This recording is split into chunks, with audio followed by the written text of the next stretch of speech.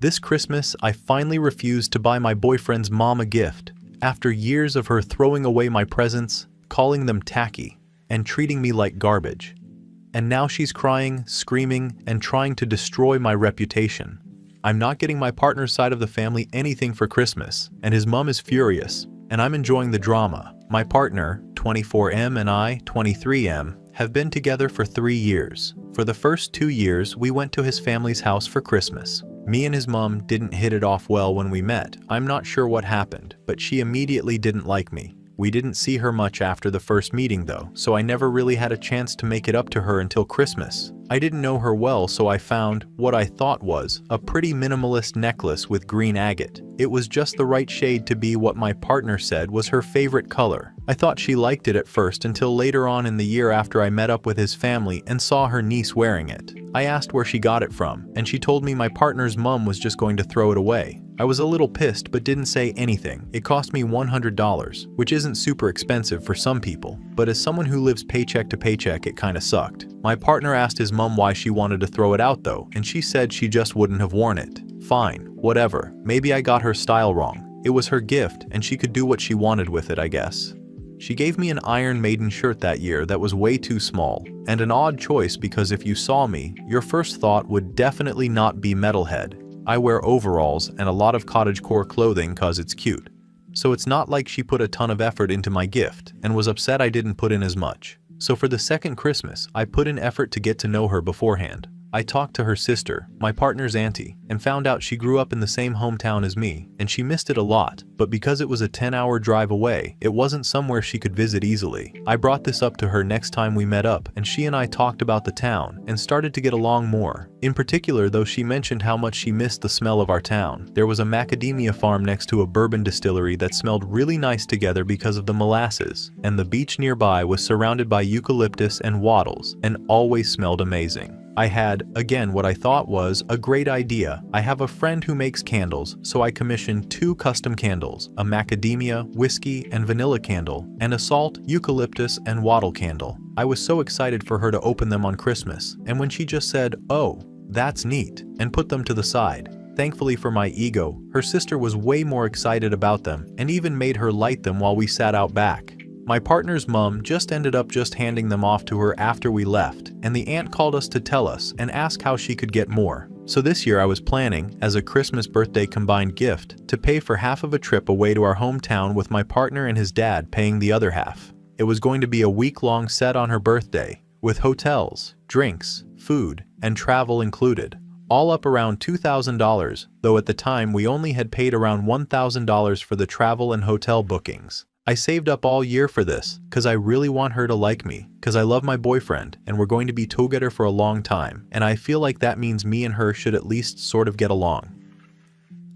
A week ago, she came over to have lunch with my partner, and he told me he had come over to tell me not to buy her any gifts because she didn't want some tacky little trinkets bought from Target. So my tacky little holiday was canceled 2 days later, and I've used my half of the refund to buy my partner some Lego that he always wanted but could never afford as just a general gift cause he puts up with me, and I love him. It's going to get here in a month, so I've been thinking about giving it to him as a Valentine's present. On Sunday, we had an early Christmas because it was the only time my partner's grandmother would be in town. When it came time for gifts, I got everyone something but her, and she looked upset when she realized, but didn't say anything. She pulled my partner aside and asked why she didn't get anything, and my partner told her what her gift was going to be and that it was already refunded like she asked. She started crying, sort of, mostly yelling and crying noises with no tears, and threw the food that was on the table on the floor and drove home alone. She's been calling us for the past 3 days trying to get me to change my mind, and no one but her mom is on her side. I'm a very petty person, and it's been a genuinely fun time answering her calls lately. We're having a second Christmas lunch for my partner's dad's side of the family this Sunday, and I'm definitely looking forward to it. ETA. Thank you so much for all the support. It actually means a lot. I did just want to quickly defend her to let you know there's no homophobia here at all. She's a loud LGBTQ supporter. She's just mean as a person. Update 1. So it's been about a week since I made my last post and was asked in DMs and in comments to update if anything happened. And stuff has, but it hasn't turned out in my favor. So more background info: my partner's grandfather, on his mother's side, lives with us and I'm his carer. I shower him, clothe him, feed him, wipe his ass, all the fun stuff. I love the old man and I don't mind it at all. I'm actually awake at 4 a.m. right now because he needed some toilet assistance. I'm just going to call him Pop for this. Pop is over 80 and for the past few years he's had a falling problem. He's had his blood pressure and sugar checked. He tried and been taken off tons of meds. He's got exercises he does for his leg muscles, and he's in decent shape for an old man. So we don't know what's caused it. In the week of my post, he's fallen 5 times, only once with injuries that's bothered him, thank fuck though. And that happened a day I think after the post. He hit face first into the concrete path outside our house when we were about to go on his walk. Superficial facial cuts, a fucked up knee, and some intense bruising around his side and leg. He twisted weird, I think, when he fell. Basically, he's in pain constantly right now, and the pain meds don't last long enough for him to do a lot of things.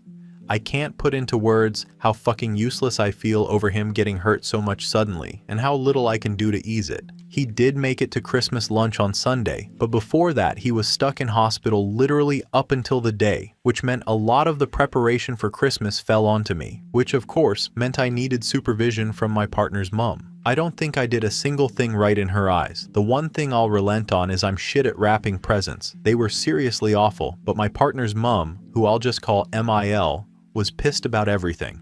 My chicken was done pretty good, I thought, for someone who hadn't cooked out before. Crunchy skin and soft inside, just needed a few more herbs and spices next time.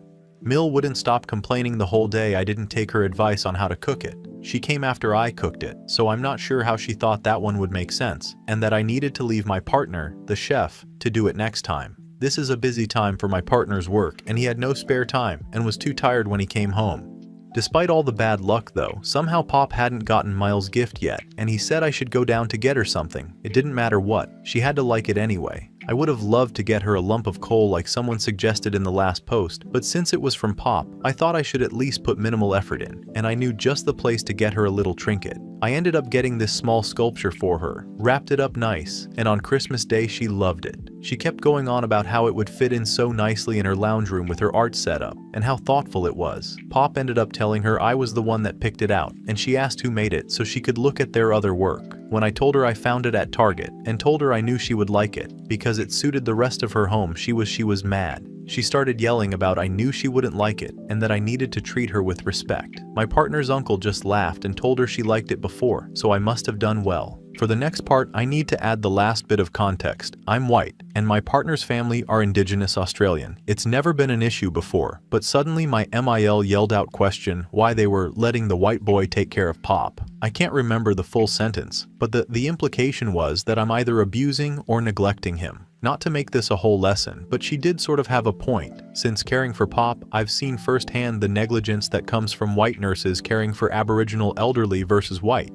It's an actual problem. But her accusing me of neglecting him hurt a lot. I asked if she wanted to take up caring for him, then since she had the space in her home and also didn't work, and she huffed and rolled her eyes. It was quiet for a bit until someone changed the subject, and then we left early so Pop could go lie down at home and get comfortable. Pop ended up calling MIL a cow when we got home and told me to ignore her. Yesterday, however, the organization His Carers, they shower him every other day and clean the house on Wednesday, sent someone to look around and asked me to leave for a bit to talk to Pop. When I got back, she was gone, and Pop told me I had been reported to them for elderly abuse, and she had come to check it out. Of course, he told her the situation with MIL, but I'm honestly worried they don't believe him and think I'm hurting him. She told Pop she'd be coming back in a few days for another checkup. MIL is supposed to be coming around today, probably to snoop about the carer checking up on him. I'm honestly too tired after this to keep any pettiness up though. I recently had to quit the course I was doing from home because I just didn't have enough time to do it, help Pop, do the chores, and take care of myself, and I've been in a slump about it, and then the falls had me feeling useless, and now this. Pop says he's not going to a home and no one else with care for him, so I'm stuck with him, and that he's very grateful to have me, but I really don't know how this is going to play out. I guess it depends how much my mother-in-law is willing to do to get back at me. My hope in the end is that this abuse report blows over quickly with other family chiming in to point out it's false, and that eventually everything chills the fuck out. Until then though, I think my mother-in-law unfortunately has won the pettiness war. Edit. I want to defend my partner here. He's grown up with this woman and does usually call out her shit for a nothing major, like he will in an hour for what she's doing. These petty little things from before though, are thing I know he wouldn't feel was worth talking to a mum about because it wouldn't do anything. She's stubborn and doesn't see her own faults. We are both grown men who both have different ways of handling things, and his is to just let it blow over because it's easier, and mine is to push back. I wouldn't start some petty bees if I couldn't handle it myself. I don't expect him to waste his time trying to defend me from his mum's usual low-stake pettiness when I knowingly act like the stereotypical sassy gay asshole for fun. OP came by in the comments and made us another update. January 15th. Update. I'm not getting my partner's side of the family anything for Christmas, and his mum is furious, and I'm enjoying the drama. First post and first update. First, I want to say thank you to the flood of support that came from the Best of Redditor Updates post, and for you Kitten Dealin' Mama for posting it there in the first place. I don't have a lot of support in my life, and getting so many people on my side who, even though they never met me, were worried for me was overwhelming. I really appreciate all the people who reached out with legal advice and advice for Pop. Since so many people ask, I'll give a final update. So Pop is doing good now. His bruises finally all healed up, and he's a lot more independent now since the pain's worn off. We'd neglected looking at the muscles on his calves and ankles because of a true stereotype that a lot of Aboriginal Australians have tiny calves and ankles, and we, including his GP, thought they were small solely because of that. Nope, muscle degeneration, but we're working on it, and he's already able to stand for 5 whole minutes without assistance, which is a huge amount of time. The abuse investigation turned up nothing. The worker who came over came again to tell us she had made a note that the mother was against me being a carer and had made a false allegation, so it sounds like it'll be a lot harder for her to make a mess of things so easily now. She hasn't admitted to doing it. The worker didn't specify it was her either, but I mean, who else would do that? The timing of the last posts getting attention is amazing because I have fantastic news for a lot of you. My fiance broke up with me a few days ago. I had asked for a break because for the past week he'd been snappy and not wanted me near him much, so I thought it'd be a good way for me to lean on him less and for him to have space. He got upset at the idea, drove off to a mate's, and came back and told me it was a better idea to break up.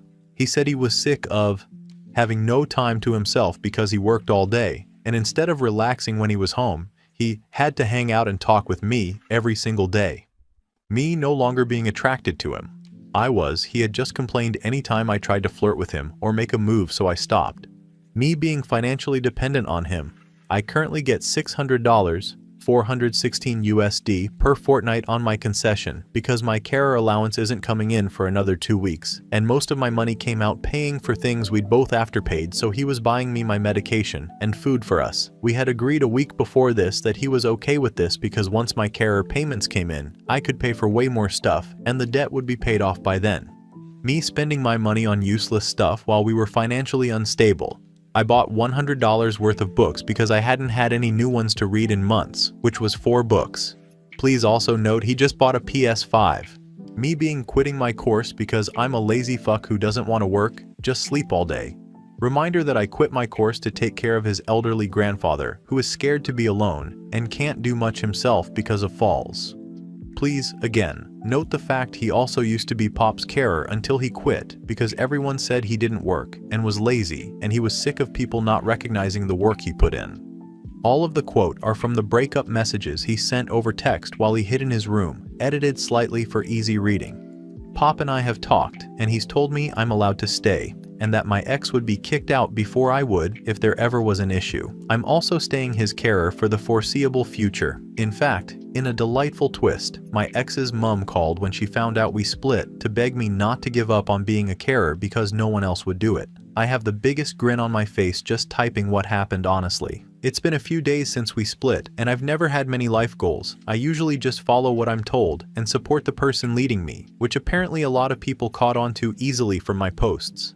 My only real goal in the last few years was to do my course, get a job, and get a house with my ex, so when he broke up with me a few days ago, I felt stranded very suddenly. I've since had a few necessary cries and post-cry naps, and then my antidepressants kicked in, and I realized that how I've been living isn't at all fulfilling to me. So last night I applied for an online course. I wanted to do that my ex advised me against doing months ago, and I'm so excited. It starts today, but since it's online, the late application probably won't matter. Overall, I think this is a pretty positive note to end things on. Things look like they're probably gonna go up from here, and I'm looking forward to finding out more about what I want to do for myself now that I'm not so focused on my ex.